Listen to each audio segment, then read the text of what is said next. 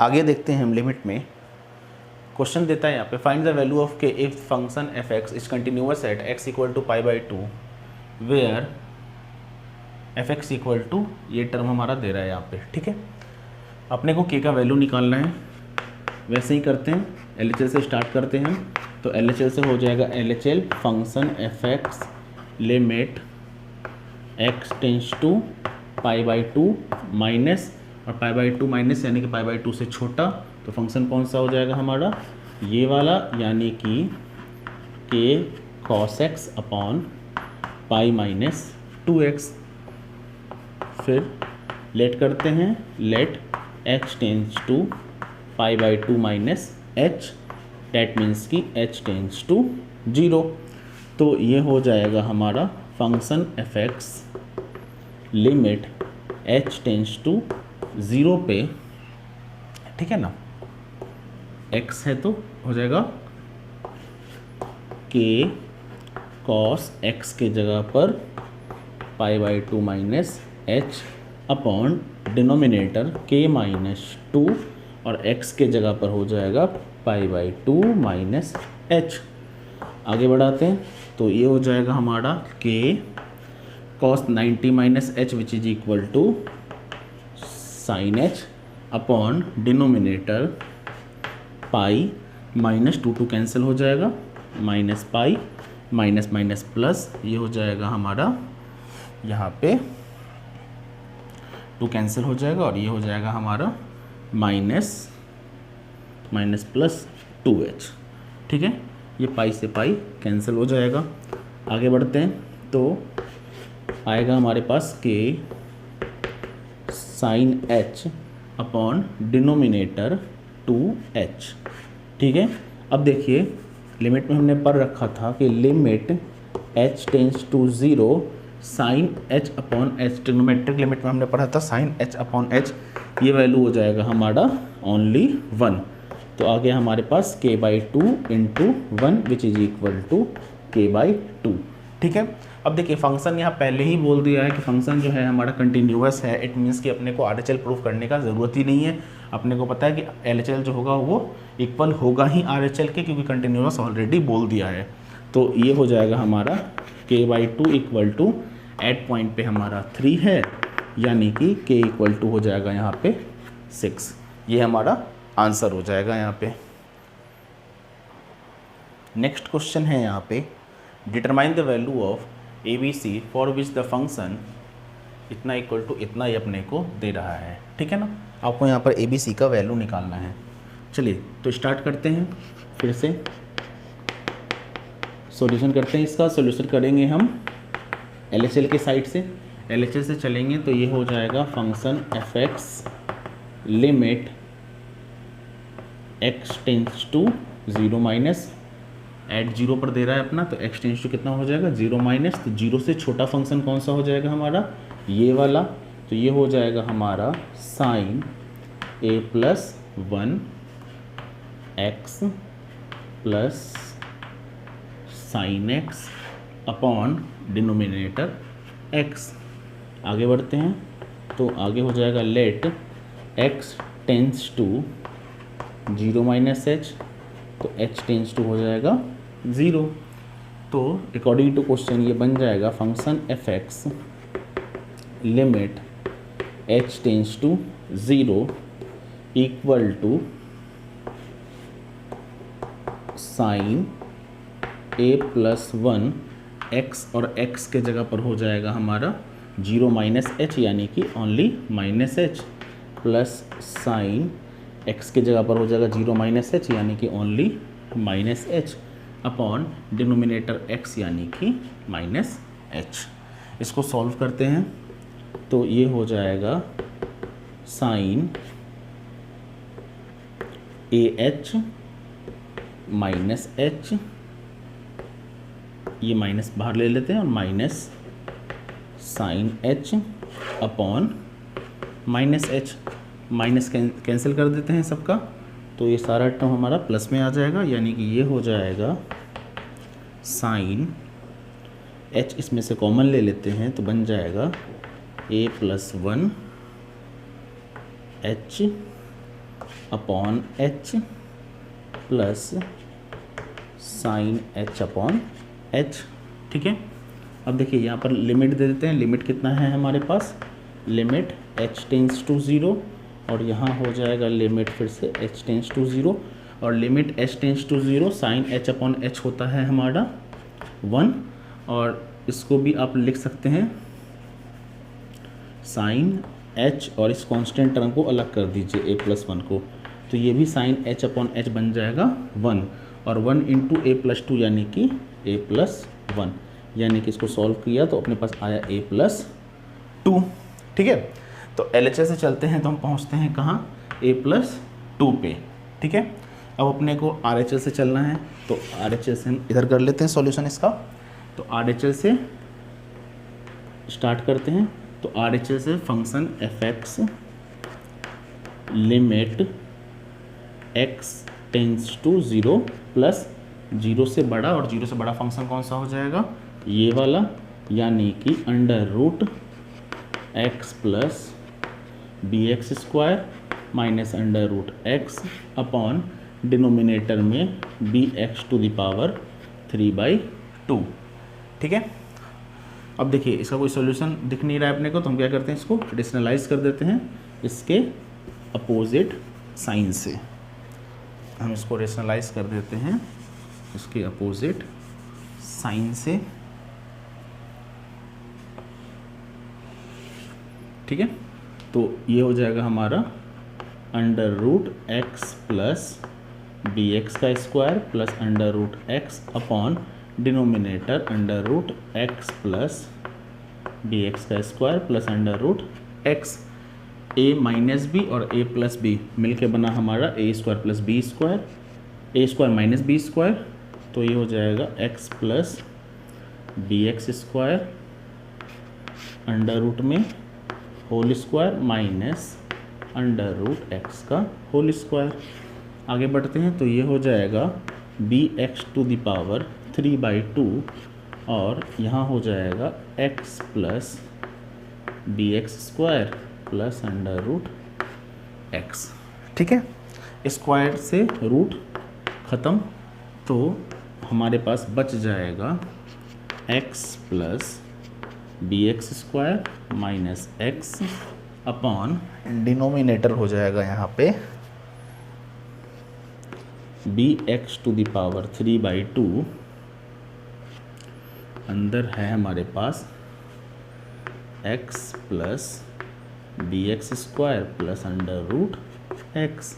ठीक है, एक्स से एक्स कैंसिल हो जाएगा और बी से बी कैंसिल हो जाएगा, तो हमारे पास बच जाएगा x square upon denominator x to the power 3/2 और यहाँ पर हम रूट एक्स को कॉमन ले लेते हैं, इसको बड़ी ब्रैकेट कर देते हैं रूट एक्स कॉमन लेके, तो अंदर में बच जाएगा हमारे पास under root 1 plus b x plus under root x.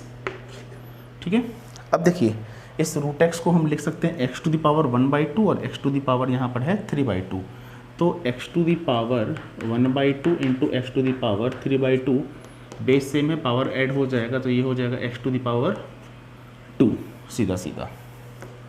तो ऊपर आ गया हमारे पास x to the power 2, denominator आ गया एक्स टू द पावर 2 और अंदर है हमारे पास ये टर्म 1 प्लस बी एक्स और प्लस अंडर रूट एक्स। ठीक है, अच्छा रूट एक्स को हमने कॉमन लिया है, यानी कि ये हो जाएगा हमारे पास 1। ठीक है, टेक ये अपना कैंसिल हो गया और टेकिंग लिमिट करेंगे तो एक्स का टर्म हमारा 0 बन जाएगा, तो ये हो जाएगा अंडर रूट 1 यानी कि 1 और अंडर रूट 1 यानी कि 1 यानी कि 1 प्लस 1 यानी कि 2। ठीक है, तो LHS से हम चलते हैं तो हम पहुंचते हैं a+2 पे और RHS से चलते हैं तो हम पहुंचते हैं 1/2 पे। अपने को इस ABC का वैल्यू चाहिए सीधा सीधा, तो यहाँ से फ्रॉम इसको हम इक्वेशन फर्स्ट मान लेते हैं और इसको इक्वेशन सेकंड मान लेते हैं।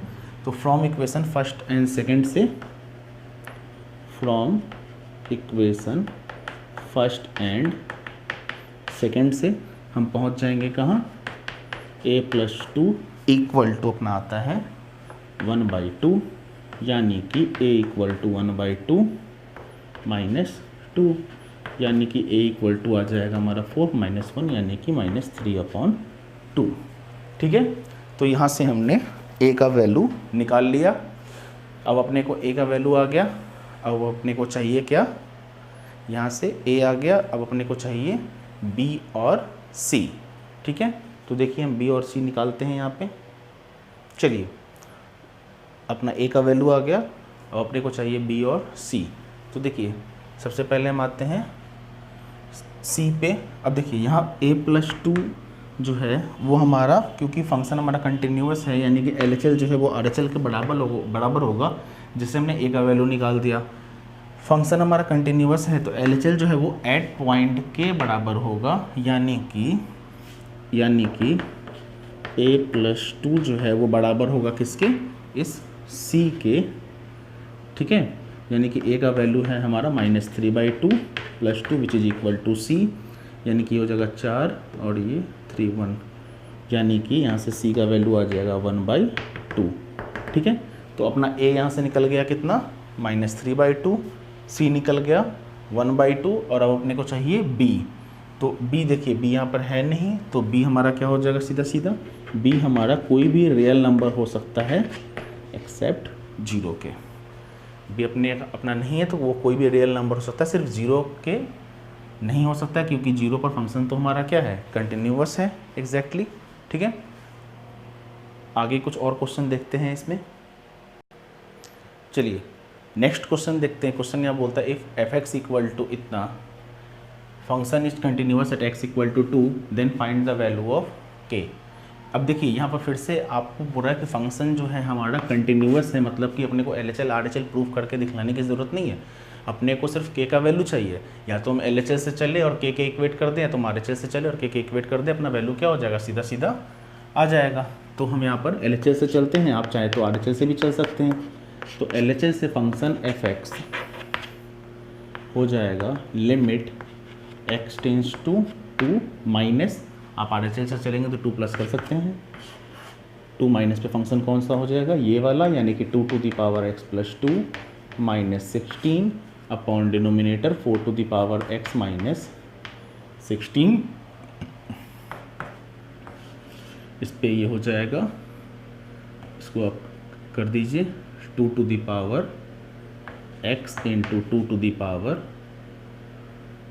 2 - 16 अपॉन डिनोमिनेटर है हमारे पास ये टर्म, तो ये हो जाएगा हमारा 4x। अच्छा, इसको तोड़ने से पहले हम अपना काम कर लें। पहले हम क्या कर लें कि let x tends to 2 - h, तो h टेंस टू 0, तो ये हमारा बन जाएगा फंक्शन x टेंस टू हो जाएगा 2 - h, limit h tends to 0 पे फंक्शन हो जाएगा हमारा 2x, यानी कि 2 - h और प्लस 2 - 16 अपॉन डिनोमिनेटर 4x के जगह पर हो जाएगा 2 - h और -16। आगे बढ़ते हैं, तो ये हो जाएगा 2 + 2 4, यानी कि 2 × 4 - h -16, यानी कि 16 यानी कि 2 × 4 अपॉन डिनोमिनेटर हो जाएगा 4 × 2 × 4 - h -2 × 4। ठीक है, 2 × 4 यानी कि 16।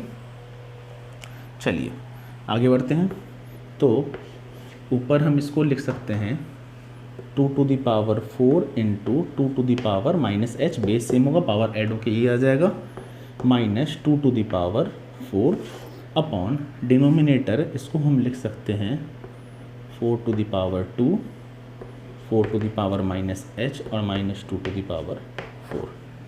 अब देखिए 2 × 4 ऊपर भी है, इसको कॉमन ले लेंगे, तो 2 × 4 को कॉमन ले लिया तो अंदर हमारे पास बच जाएगा 2 × -h -1 अपॉन नीचे 2 × 4 8 यानी कि 60 और 2 × 4 यानी कि 60, तो नीचे से हम 60 को कॉमन ले लेते हैं, तो हमारे पास बच जाएगा 4 to the power minus h minus 1। 16 और ये 16 दोनों कैंसिल हो जाएगा, तो हमारे पास यहाँ पे बचता है 2 to the power minus h minus 1 upon denominator 4 to the power minus h और माइनस 1।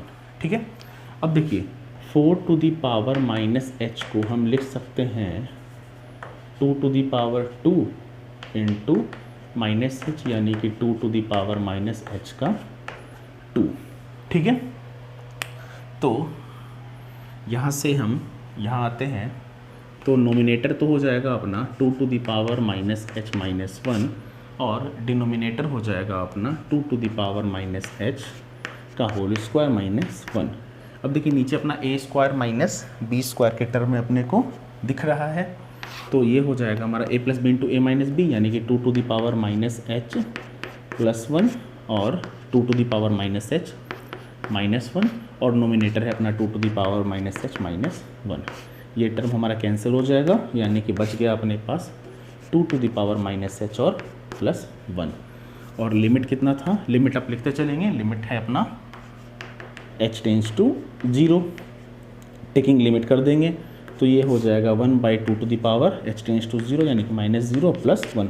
किसी भी संख्या का पावर 0 होगा तो वो वैल्यू हमारा 1 बन जाएगा, यानी कि 1 to the power 1 plus 1 which is equal to 2।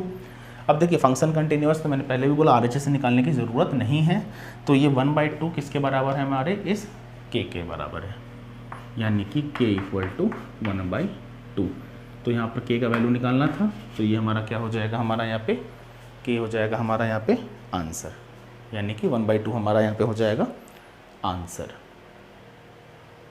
चलिए आगे हम देखते हैं properties of continuous functions. Continuous functions का कुछ प्रॉपर्टीज़ है जो कि आपको अपने दिमाग में रखना है, ये आगे भी हमारा यूज़ आएगा, तो ये आपको याद रखना है एक्चुअली, ठीक है ना। और इसमें पहला बोलता है कि if f and g are two continuous function, if f and g are